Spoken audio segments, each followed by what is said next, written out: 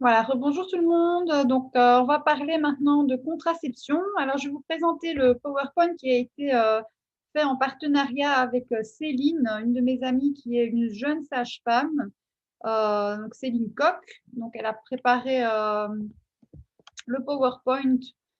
J'ai préparé un petit peu avec elle aussi et je vais vous présenter ça maintenant. Normalement, à moins qu'elle soit disponible ce matin, je ne sais pas, mais elle a été rappelée au bloc accouchement. Voilà, on fait avec les moyens du bord et on s'adapte aux situations. Donc ici, c'est pour ça que c'est moi vous prépare, qui vous présente ce PowerPoint.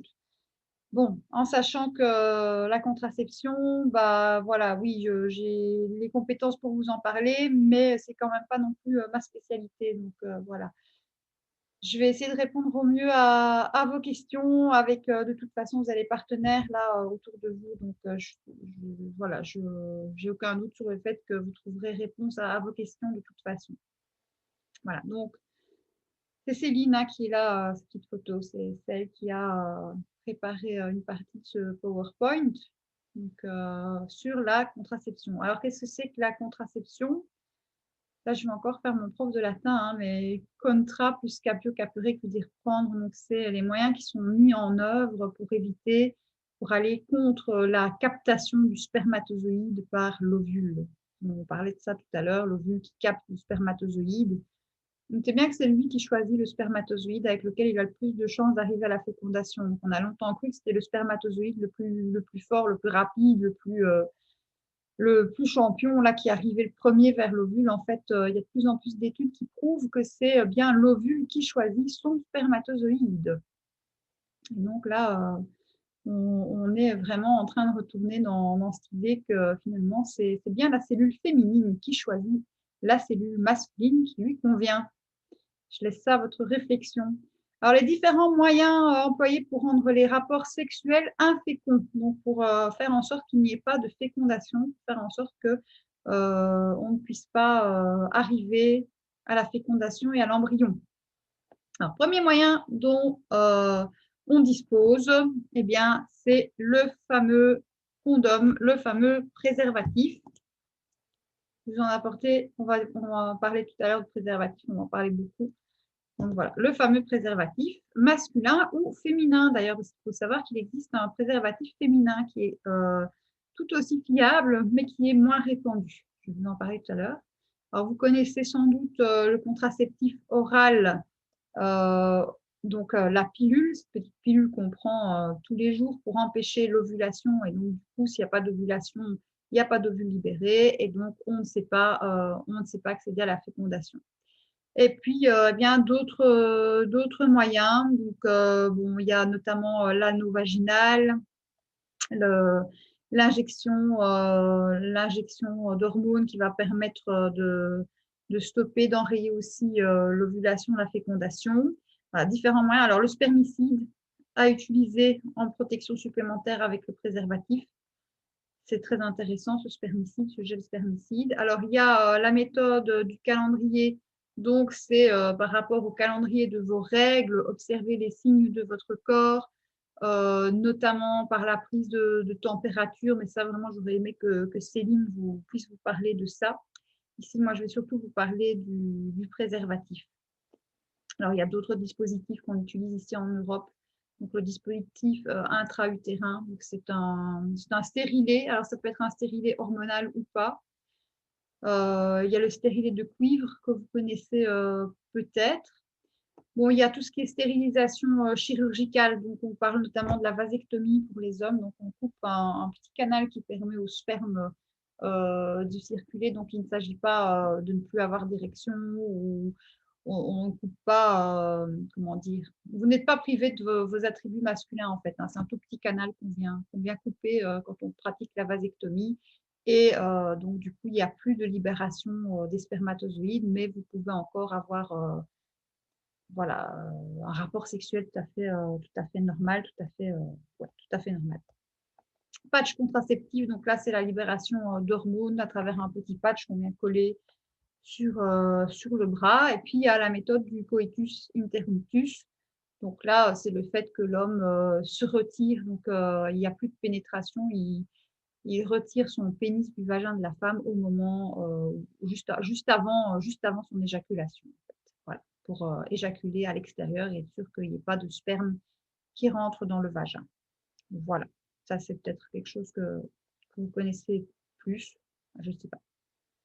Alors, contraception, rapport sexuel, qu'est-ce que c'est qu'un rapport sexuel? C'est une relation sexuelle entre 2 humains qui sont d'accord pour, voilà, on parle de rapport sexuel consenti, donc entre humains consentants, donc 2 humains qui sont OK pour avoir cette relation sexuelle ensemble.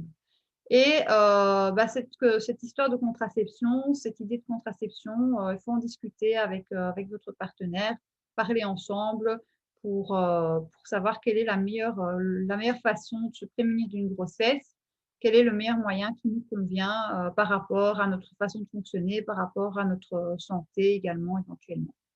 Je parle de santé, bah, par exemple, concernant la pilule, bah, il y a des contre-indications quand il y a des risques de thrombose, par exemple, donc des risques qui sont liés aussi au tabagisme. Donc voilà, c'est à en discuter, ensemble avec le partenaire et puis avec un expert de la santé, donc un médecin, un gynécologue, une sage-femme. Ce sont des experts de la santé qui peuvent vous aiguiller dans ce domaine. Comment choisir son contraceptif? Donc, en plus de la discussion avec le professionnel de la santé, avec le partenaire sexuel, voir si ça nous correspond, si ça correspond à notre mode de vie, à notre philosophie. Est-ce que j'ai envie, par exemple, de prendre une pilule et d'avoir des hormones chimiques dans mon corps, ou est-ce que je fais plutôt attention à mon fonctionnement naturel et où je vais pas avoir envie d'avoir des hormones chimiques, des produits chimiques, des médicaments dans mon corps, et là, je vais plutôt utiliser préservatif.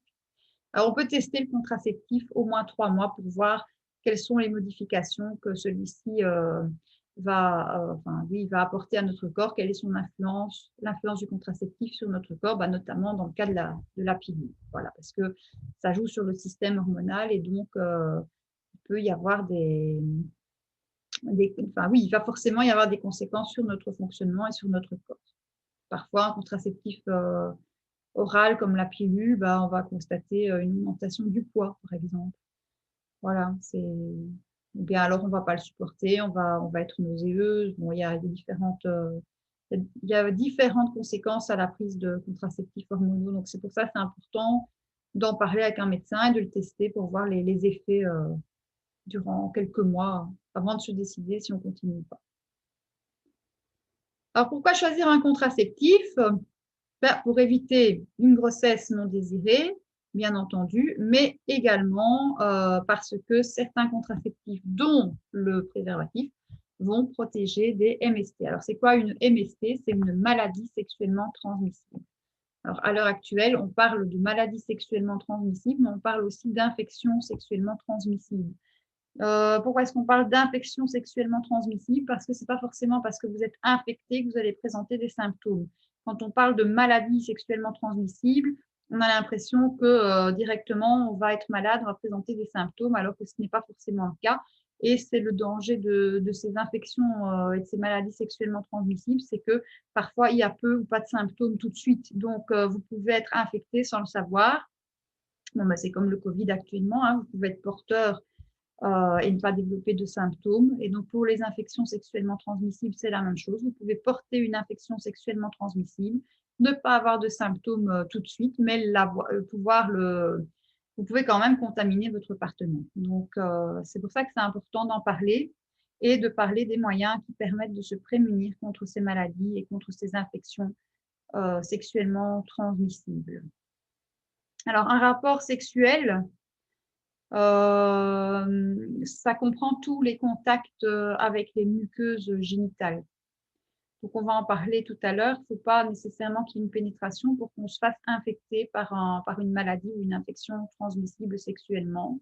C'est-à-dire que si vous êtes en contact via une lésion sur votre peau, vous allez être en contact avec un fluide corporel tel que du sperme ou des sécrétions vaginales, vous pouvez contracter une maladie sexuellement transmissible ou une infection sexuellement transmissible. C'est pour ça que quand vous pensez que vous avez eu un rapport à risque, c'est important de se faire tester, d'aller vérifier qu'on n'est pas porteur d'un virus ouais, d'une maladie sexuellement transmissible. Donc, on vous les met ici, hein, Céline vous les a remis ici. Donc, la plus connue des virus par lequel on peut se faire infecter sexuellement, c'est bien sûr le fameux VIH, donc le virus d'immunodéficience humaine, le sida, virus du sida.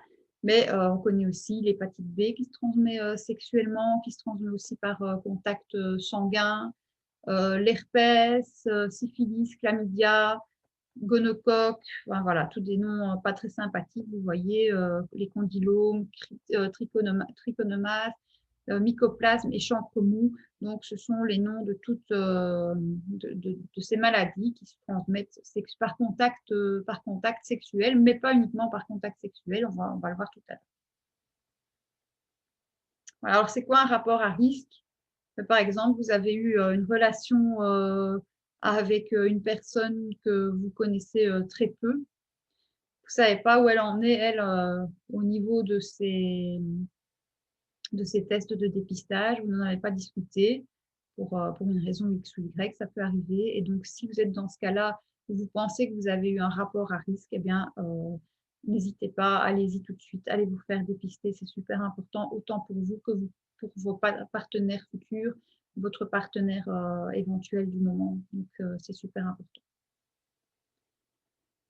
Alors, chaque jour, plus d'1 million de personnes dans le monde contractent une infection sexuellement transmissible. Plus d'1 million de personnes dans le monde, donc c'est énorme. Et comme je le disais, l'absence de symptômes sévères, les complications que ça implique, la contagion, font que c'est un problème de santé publique. Alors, en général, on va recommander, pour se prémunir de ces maladies, on va recommander l'utilisation du préservatif pour éviter de contracter une autre IST en même temps. Imaginez, vous êtes contaminé. C'est pas parce que vous êtes contaminé par un virus que vous ne pouvez pas en choper un autre. Donc, si vous cumulez comme ça différentes maladies sexuellement transmissibles, bah, vous imaginez le cocktail que ça peut donner et les effets que ça peut avoir. Donc, à terme, c'est voilà. Donc, plus vous cumulez, bah, plus c'est risqué évidemment. Donc, le but, c'est justement de ne pas cumuler les IST, de ne pas cumuler les maladies sexuellement transmissibles et surtout de ne pas les refiler à un partenaire potentiel. Alors, il existe des traitements. Où vous pouvez aussi vérifier après par notamment des tests sanguins si vous avez encore la maladie en vous ou pas. Donc, voilà, on préconise l'usage du préservatif pour, même pendant que vous prenez un traitement, il faut être sûr que ce traitement agisse. Et donc, tant que vous n'êtes pas sûr de vous débarrasser de la maladie, eh bien, il faut continuer à vous protéger avec le préservatif, protéger votre partenaire également. Alors, qu'est-ce que c'est donc cette maladie? Je l'ai dit, un rapport sexuel n'est pas, donc un contact entre pénis et vagin n'est pas uniquement le facteur qui va faire que vous allez être contaminé ou contaminant. Donc, un contact sexuel suffit, un seul contact. Donc, voilà, ça peut être votre premier contact sexuel de votre vie. Ben, il suffit d'une fois, vous pouvez cette fois-là choper un virus, une maladie. Donc, protège-toi, protège ton ou ta partenaire. C'est vraiment le message du jour pour ce volet contraception et protection contre les maladies. Alors, le contact avec le sperme, le liquide vaginal, avec les muqueuses du corps, donc les différentes muqueuses. Donc, ça peut être les muqueuses génitales, muqueuses anales, la muqueuse buccale également en cas de rapport sexuel et contact avec la bouche. Contact avec une lésion, avec une plaie, les échanges sanguins également. Donc là, bah, évidemment, en période de règles, il y a quand même un risque. On parlait tout à l'heure des rapports sexuels pendant les règles.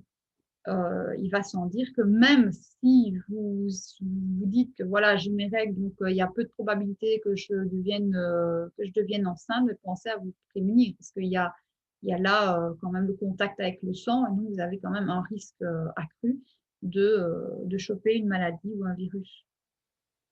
Donc, à moins que ce soit votre partenaire régulier, que vous êtes sûrs tous les deux de votre état de santé, donc vous vous êtes fait tester, vous avez votre relation qui est stable et vous êtes sûrs tous les deux que vous n'alliez pas voir un autre partenaire, ben sinon, si ce n'est pas le cas, ben toujours la protection préservative.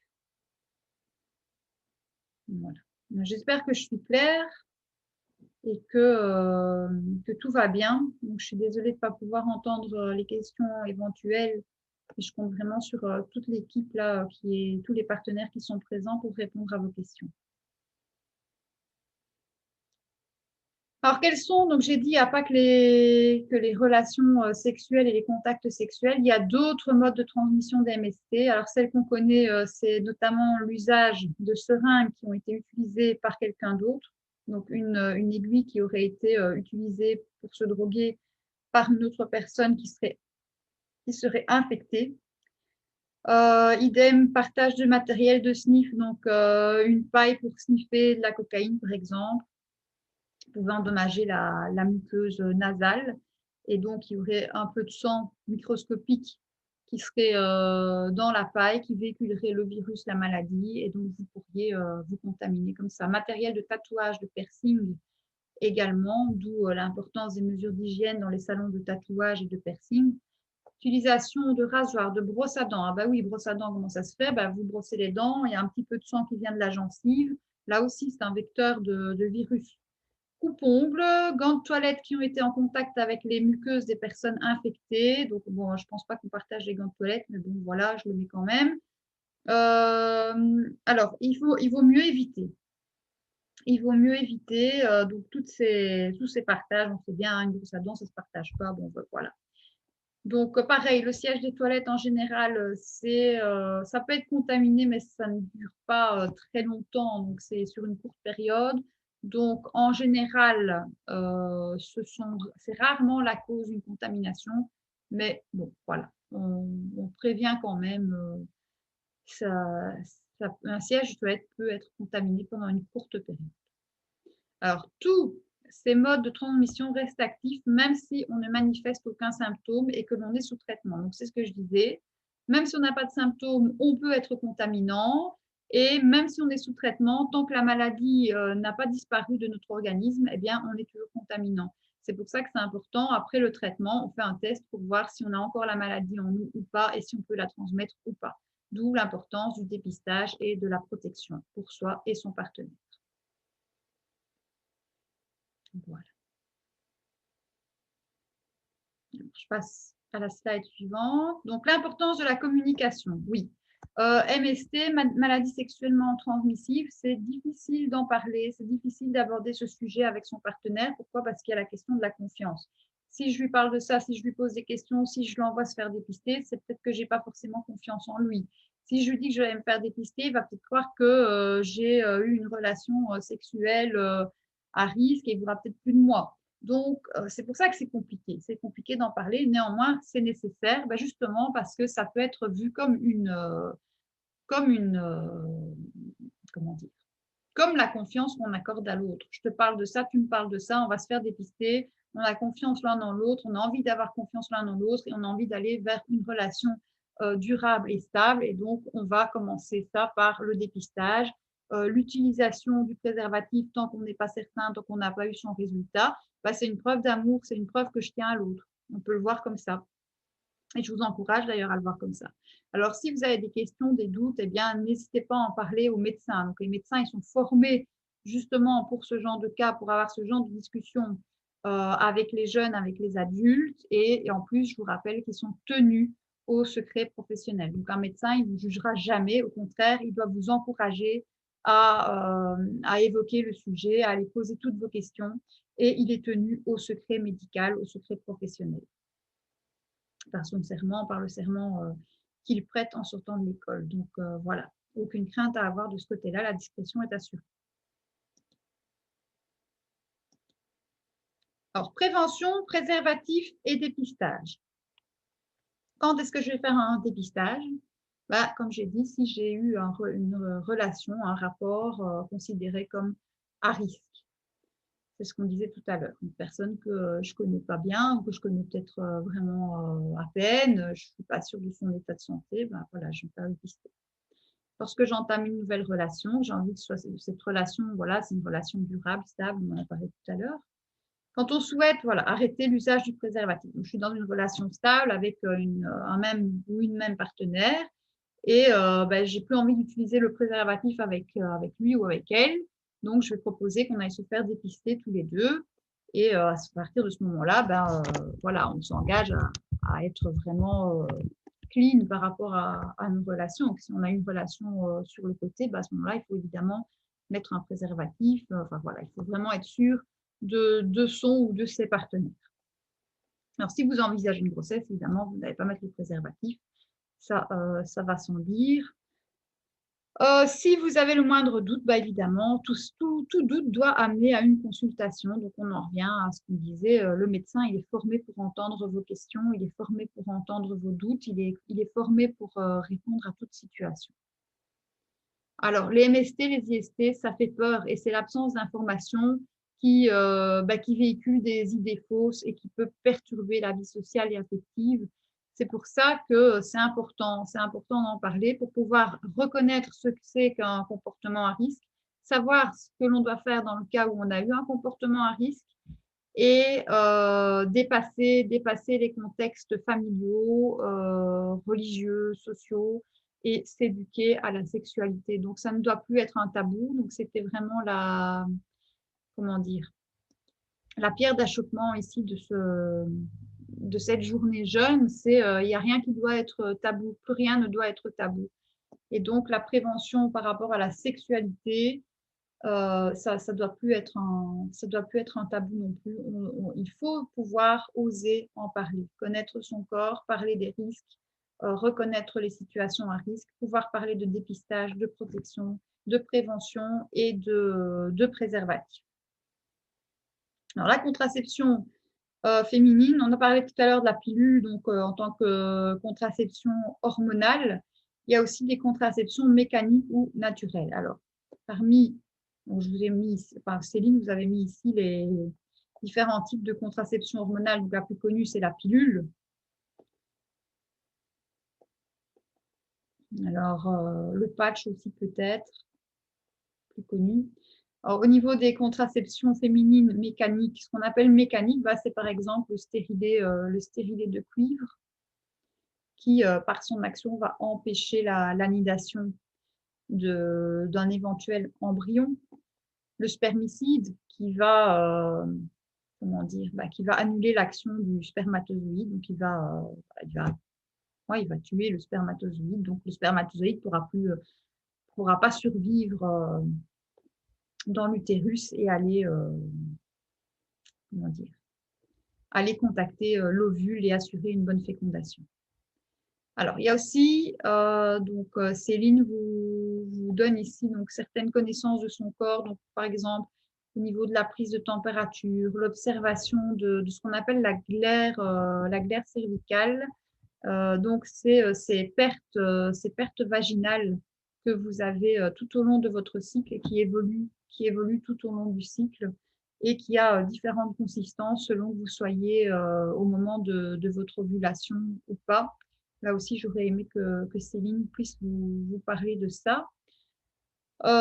Sinon, il y a également préservatif féminin qui est moins utilisé. Et bah, je vais vous montrer tout à l'heure à quoi ça ressemble. Alors, la stérilisation définitive, oui, ça, c'est aller par moyen chirurgical au niveau des trompes. On empêche, en fait, on ligature, on appelle ça la ligature des trompes. Et donc, on empêche l'ovule de pouvoir accéder à l'utérus en passant par les trompes. Voilà. Bon. Alors évidemment, tous ces moyens contraceptifs, bah, ils sont plus ou moins efficaces. Donc, ils ont un indice d'efficacité. C'est ce que Céline notait ici, un indice de Pearl. Mais comment dire? L'indice de Pearl. Mais voilà, moi, je ne vais pas vous parler de ça maintenant parce que c'est pas trop le sujet. C'est pas trop le sujet aujourd'hui.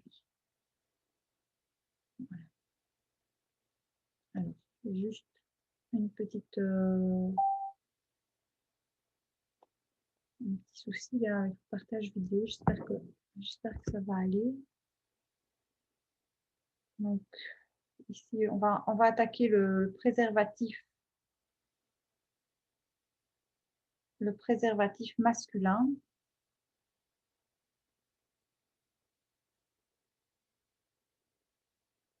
Donc, je vais vous parler de ce fameux condom.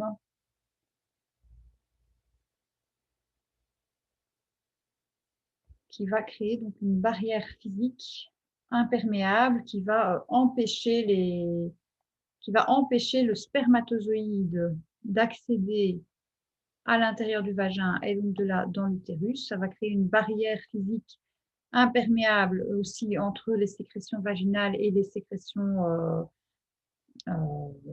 du sperme. Voilà. Donc, il n'y aura pas de contact de fluide et donc c'est en ça que ça vous protège non seulement d'une grossesse, mais aussi ça vous protège des maladies. Voilà. Il n'y a pas de fécondation et il n'y a pas de risque de transmission des infections. Alors, le préservatif féminin, le voilà. Donc, vous voyez que c'est comme une espèce de cylindre qui va venir s'attacher ici au niveau du col de l'utérus. Voilà. Et donc, il faut connaître bien son corps. On va en parler tout à l'heure du préservatif féminin. Je pense qu'il y a une slide où on explique comment on le met. Mais donc, c'est quand même, il faut connaître son corps assez bien pour pouvoir mettre ça. Et c'est peut-être ce qui explique qu'il soit moins répandu. Son coût aussi, hein, il est plus cher qu'un préservatif masculin. Mais ça donne une liberté aux femmes de pouvoir elles-mêmes prendre en main leur contraception et de décider de mettre le préservatif avant le rapport sexuel. Voilà. Alors, mon préservatif masculin, comment le placer? Cela demande peut-être un petit peu d'entraînement au début, et c'est important de s'entraîner à le mettre, puisque c'est de sa mise en place que va dépendre notamment de sa mise en place va dépendre son efficacité. Alors, de sa mise en place et des précautions qu'on prend en le mettant, en le déballant. Donc voilà, tout ça, je vais vous l'expliquer après. Donc, le préservatif, voilà, préservatif. Où est-ce qu'on le trouve? On le trouve assez bien. Donc, il y en a de toutes sortes. Il y en a pour tous les goûts. Là, si ma main à la fraise, vous voyez, sent bon la fraise celui-là. Donc, il y en a pour tous les goûts. On les trouve assez facilement. Notamment donc, dans les grandes surfaces, dans les centres de planning familiaux, donc ils sont distribués gratuitement. S'il y a des festivals près de chez vous pour les jeunes, peut-être, vous pouvez peut-être trouver ça aussi. Dans les maisons médicales, peut-être, les dispensaires, bon, peut-être parfois dans ce qui est bar, on peut en trouver. Devant les pharmacies, bon, on les trouve quand même assez facilement et ils sont très bon marché. Donc, c'est vraiment quelque chose qui est apporté de tout le monde, le préservatif. Et c'est important. C'est important le préservatif. Alors, c'est important de savoir bien le mettre. Alors, j'ai noté ça, ma capote en 5 temps, 5 mouvements. Alors, bien déballer le préservatif en faisant attention. Attention aux longs ongles, attention aux bijoux qui pourraient endommager le préservatif en le déballant. Donc, vous allez déchirer la pochette avec vos doigts, jamais les dents, jamais les ciseaux, parce que vous pourriez faire un petit trou, même un trou microscopique, hein, ça peut laisser passer un spermatozoïde. Et donc, voilà. Enlever le préservatif de sa pochette en veillant à ne pas l'abîmer avec ses ongles, ses bijoux ou ses dents. Posez le préservatif encore enroulé, donc vous ne chipotez pas le préservatif, vous laissez tel qu'il est dans son emballage, ici, sur le pénis en érection. Donc, c'est important, il faut que le pénis soit en érection. Et puis, donc, pourquoi? Parce que vous devez pouvoir le dérouler vers le bas. Alors, en même temps que vous le déroulez vers le bas, vous passez ici au-dessus, vous allez voir, il y a un petit réservoir. Et pour s'assurer qu'il n'y ait pas d'air dans le réservoir, vous pincez avec vos doigts et vous déroulez votre préservatif tout le long du pénis en érection. Bon, vous pouvez vous entraîner, par exemple, en déroulant un préservatif sur une banane, par exemple. Hein, ça pourrait être un bon plan pour vous entraîner. Voilà, alors il faut s'assurer que le préservatif soit bien mis. Donc, il ne glisse pas. Il reste bien en place sur le pénis en érection. Il est bien déroulé jusqu'à la base du pénis, de façon à ce que ça ne puisse pas bouger pendant le rapport et que le préservatif ne puisse pas se retirer pendant le rapport. Et enfin, vous vous assurez bien qu'il n'y ait plus d'air dans le petit réservoir au-dessus, dans cette espèce de petit, comment dire, ouais, de petit réservoir que vous avez là au-dessus. Donc, vous pincez bien le dessus et vous déroulez votre préservatif le long du pénis en érection. Voilà, donc je vous montre peut-être. Alors, je vais vous montrer. Voilà, je vais prendre celui-ci à la fraise. De toute façon, je ne pense pas que j'utiliserai un jour. Donc, bon, alors, première chose à bien faire, vous regardez que l'emballage, il soit bien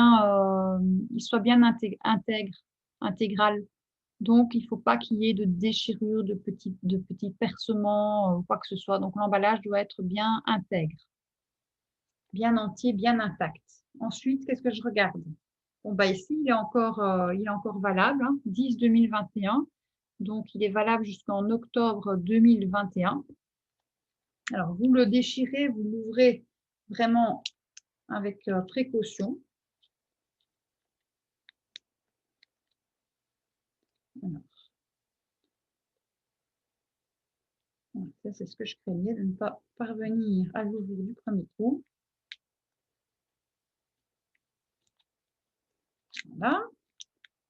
Effectivement, ça sent bon la fraise. Et voilà à quoi ressemble mon préservatif. Donc, je prends avec précaution. Alors ici, vous avez ce fameux petit capuchon dont je vous parlais et que vous allez aller pincer au moment où vous allez dérouler le préservatif sur le pénis en érection.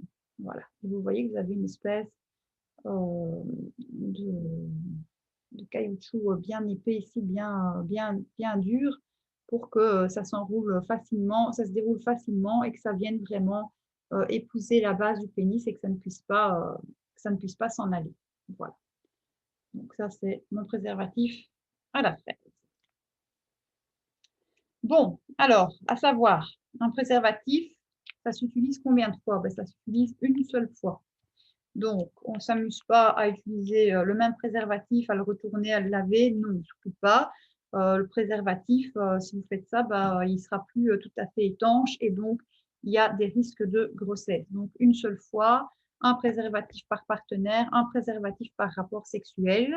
On ne s'amuse pas non plus à empiler 2 préservatifs pour être sûr que ça fonctionne mieux. Non, au contraire, 2 préservatifs empilés l'un sur l'autre, vous avez plus de risques avec le frottement accru que les 2 préservatifs soient abîmés et donc c'est pas du tout utile d'aller mettre un préservatif plus un préservatif, c'est pas ça qui va vous protéger plus, au contraire.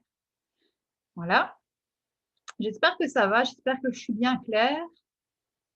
Alors, j'aurais voulu vous montrer là le déroulant autour d'une banane, par exemple, mais je n'aurai pas de banane ici aujourd'hui. Mais voilà, ça aurait été avec plaisir. Mais n'hésitez pas, peut-être que les organisateurs là ont prévu le coup et que vous avez moyen de tester cette mise en place du préservatif. Alors après, qu'est-ce que je fais une fois que le rapport sexuel est fini? Bien, vous l'enlevez. Vous enlevez ce préservatif directement après l'éjaculation. Pourquoi? Parce que sinon, votre pénis qui était en érection, il va redevenir un pénis au repos. Et là, forcément, votre préservatif, il risque de glisser. Et donc, vous allez retrouver votre préservatif dans le vagin de votre copine avec le liquide séminal qui se sera échappé dans le vagin. Et c'est vraiment pas l'objectif. Donc, c'est pour ça que le préservatif, il s'enlève directement après l'éjaculation. Alors, vous pouvez le tenir, donc vous pouvez le tenir à la base pour être sûr qu'il ne s'en aille pas. Ensuite, qu'est-ce que vous faites? Vous faites un petit nœud et vous jetez votre préservatif. Voilà, et puis vous jetez votre préservatif en faisant un petit nœud pour être sûr voilà, qu'il n'y ait pas de fuite. Bon. C'est une première pour moi de présenter l'utilisation du préservatif. Donc, j'essaye de pallier aux questions éventuelles. Alors, l'éjaculation, oui, donc c'est l'expulsion de ce liquide séminal qui va contenir donc le sperme, qui contient les spermatozoïdes. Alors, cette éjaculation, elle peut avoir lieu juste en pensant à Voilà, en pensant au moment de l'orgasme, en fantasmant, soit vous pouvez avoir, cette éjaculation qui se produit pendant l'orgasme ou, pendant avec votre partenaire ou alors, lors de la masturbation, par exemple. Voilà. J'espère que c'est clair, qu'il y a pas de questions. Enfin, voilà. Je verrai s'il y a des questions, peut-être tantôt via WhatsApp.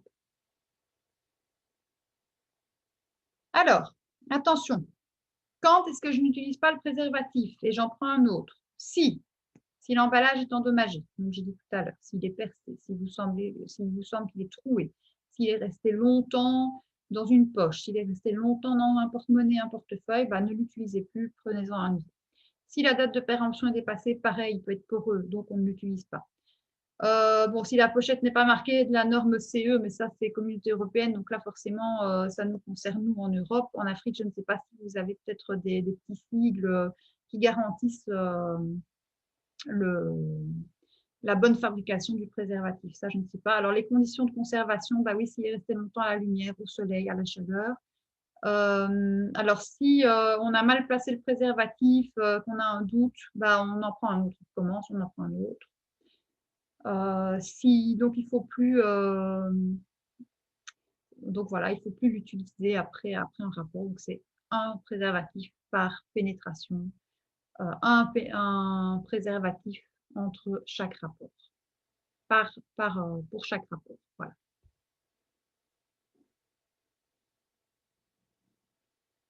Donc j'ai dit où on peut se procurer le préservatif assez facilement et pour un coût tout à fait bon marché. La capote, c'est à la fois un moyen contraceptif et une protection contre les maladies sexuellement transmissibles. Alors, le petit slogan qu'on utilisait pas mal chez nous dans les années 90, surtout au moment, donc après la découverte du sida, il y avait beaucoup, beaucoup de campagnes chez nous.